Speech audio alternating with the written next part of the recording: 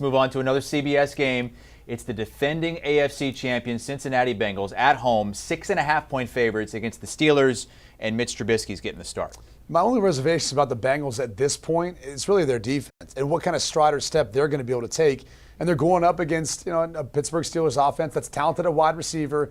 They look to improve their offensive line in the offseason, but they're taking on Mitchell Trubisky at quarterback. It's a bit of a wild card, but I'm betting this game is going to be close, in part because the Pittsburgh Steelers defense being able to hold down the Cincinnati Bengals offense, at least to begin the season. So, Pete, I don't feel great about this one. It's a divisional matchup. I think they tend to be pretty close.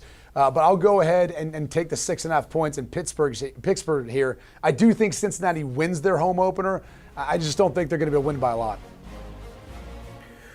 This really goes against the quarterback scales. It really does. But I'm with you. I'm taking the Steelers as well. I think these divisional games to open the season usually a little lower scoring. They're tough, physical games. They know each other very well.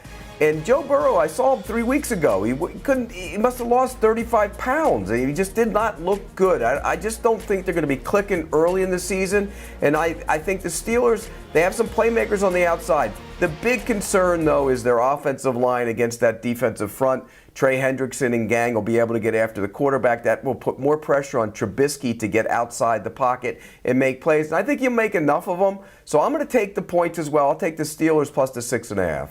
Pete, are you worried about Joe Burrow? That's the second time you've mentioned him in the last couple of days and how frail he looked when you saw him. No, because I think Chris, in those 3 weeks, he's probably gained some of the weight back. But he walked through the locker room and he looked frail. And then it came out, you could tell that it was much worse than what they let on initially. It was actually ruptured, and that's a dangerous situation. So, no, I'm not worried about him. I just think they'll get off to a little bit of a slow start in this one. Yeah, appendectomy. Pete almost makes it sound like they're not going to be able to make another Super Bowl run with the way he's talking about Joe Burrow right now. Well, he's got to make 2 of them in the next, 8 years? No, that's not what I'm saying. Yeah. Win 2. Because you know what? He's got 1 and he's got 2 and 10 is what 1 and 10 is what I said, not 2 and 10. 2 and 8 now. Yeah. I mean, that was a few years ago. He's got to win multiple titles in the next 8 years, which is possible. It's almost very did it last Pete. season. I mean, to your point, Pete, you almost were right. You weren't right. You're almost right. Yeah, almost. So close. That close, Pete. So close. By the way, Pete said he's going to put Joe Burrow on his fat ball diet this year to get some weight back on him. That would make a lot of sense. Mm-hmm. Get that weight back so he's not so If anyone frail. knows, Pete knows. Do you want a sports network that delivers everything that matters about the game? The highlights, the picks, the instant analysis. No yelling, no fake debates, no politics.